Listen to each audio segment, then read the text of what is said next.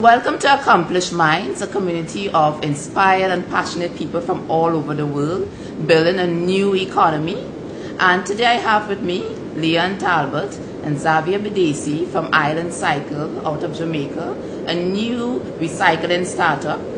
And today our topic is going to deal with challenges facing new startups within the developing world and what are some and how we can meet some of these challenges. Welcome Leanne, welcome Xavier. How did the recycling idea come about?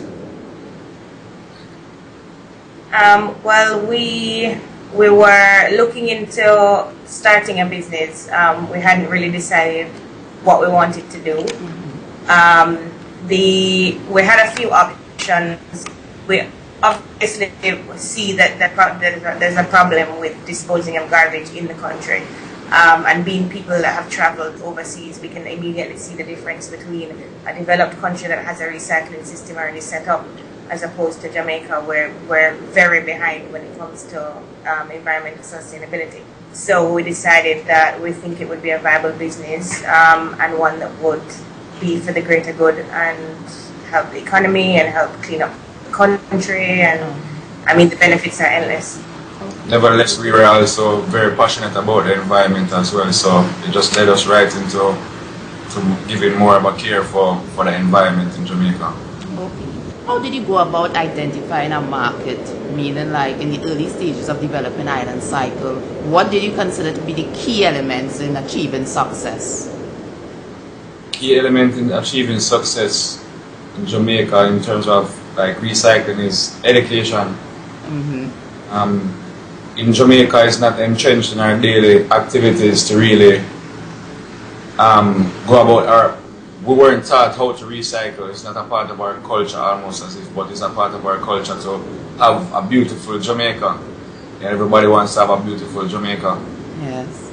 You know, so really and truly, we've been focusing in the schools, really get the children on board as well, and you know, the influence of the children would affect the parents as well. So maybe after a while of we going out to give presentations to school and attending expos and conferences, it was really, you know, we saw where we could have made a difference. There was a problem in terms of where, you know, people went out there and provided certain things to schools, but they didn't follow through with the promises. So it's almost as if kids were really getting discouraged to recycle because.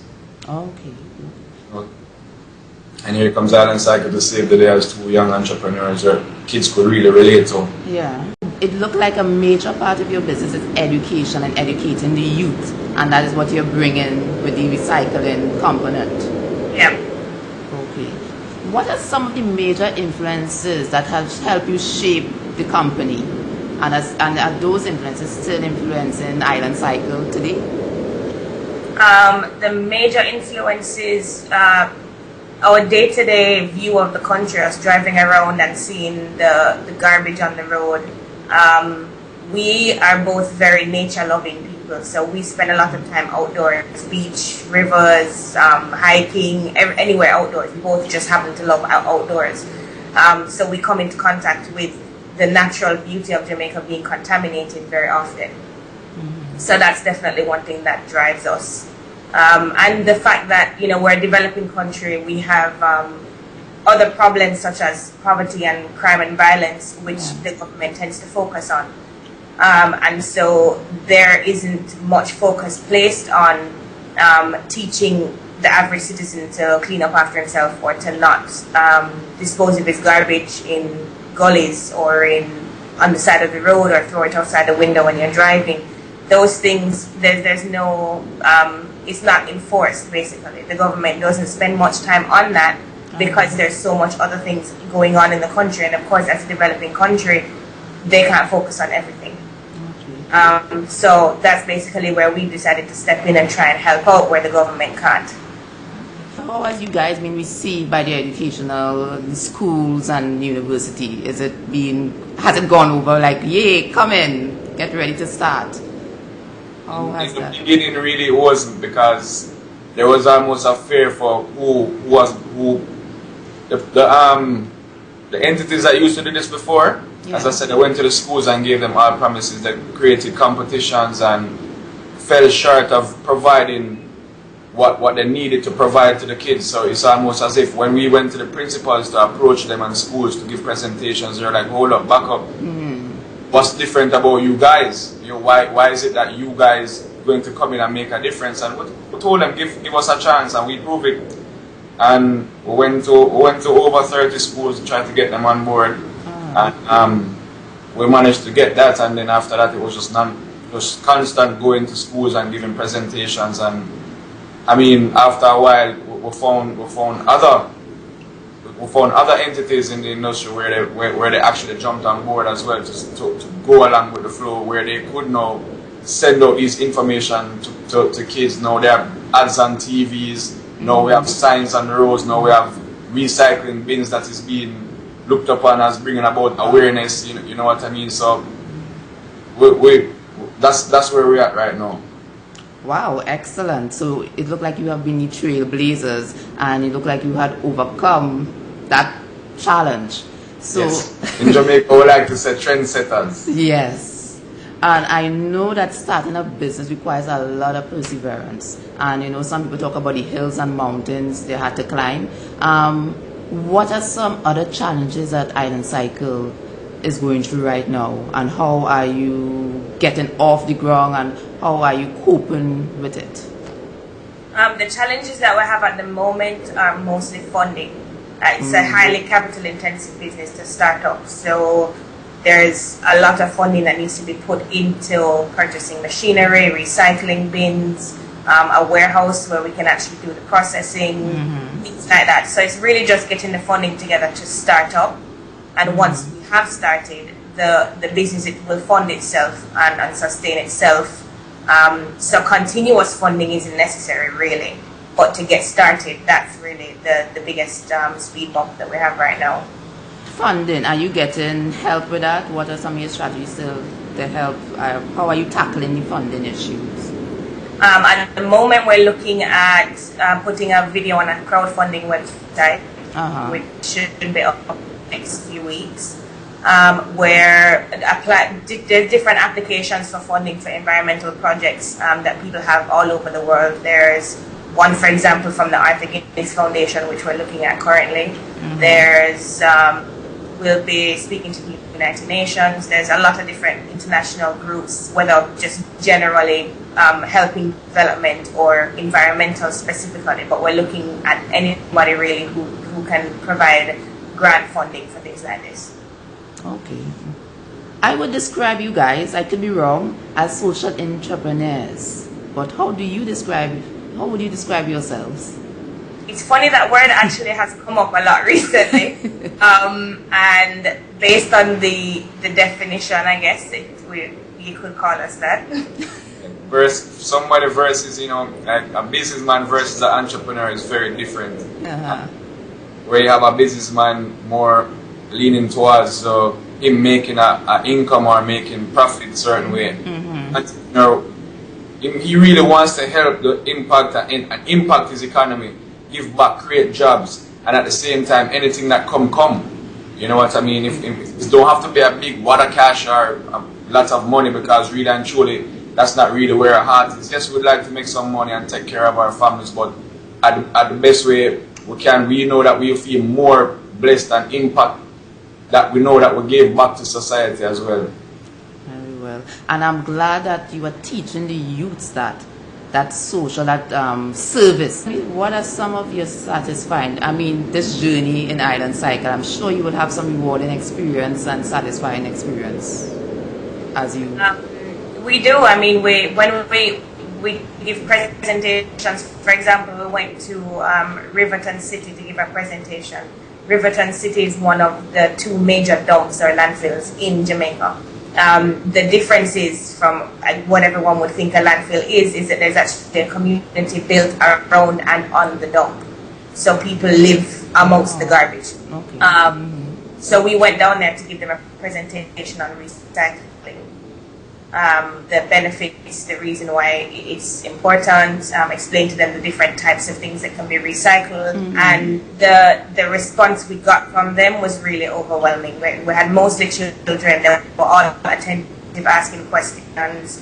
And you know, they'll say every now and then we get comments like, "You guys are the hope for the future," and you know, you're inspiring us to. Them actually said that we're inspiring them to go and do something with their lives, because we're young and we're unemployed and we're doing this, you know, pulling together every resource that we have to make this happen for the betterment of the country as well. And every now and then we get the people saying that we're an inspiration, and that really helps. You know, I can relate to even 2 times when we spoke to our foundation, and they were like, "Yo, you guys make recycling look sexy, look trendy." So, I mean, and there was our next point in time where when we gave a presentation and went to approach Stella Mari School, there was a lady by the name of Mrs. Jared. She was a principal, but I'm not sure if she's there anymore. But when we went there to speak to her, it's almost as if she gave us this motherly love. She almost like looked us with open hands, and she started sharing. She wrote poems, nature poems, and she started showing us the poems and giving us books. And she was like, you know, I feel secure and safe in Jamaica because people like Leanne and I are still doing this and still out there trying to make a difference. So she feels good that the sovereignty and serenity of Jamaica is going to be kept by us. You know, so she felt good about that, and that was a major influence in my life as well when she said that. Wow, that's really good.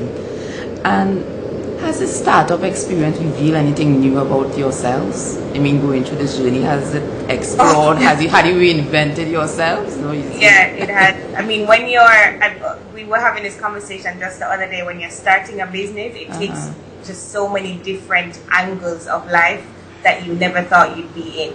You have to learn how to do things overnight that people train for years to do in university. You know, you have to learn how to build a website overnight. You have to learn how to market overnight. You have to learn how to make banners overnight for presentations and decorating stalls, and just lots of things that we've never had to do before that, you know, we've just had to learn, because that's what happens when you're an entrepreneur and you're all at the beginning, you know, before you hire managers and people to do certain things, you have to do it all yourself.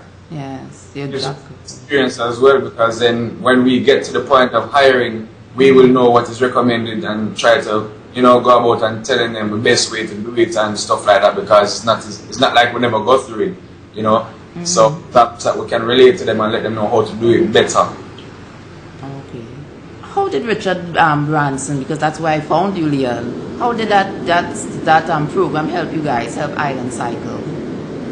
It was good. We had a training process. It was about 6 weeks of business training, but more from a practical entrepreneurial side of things.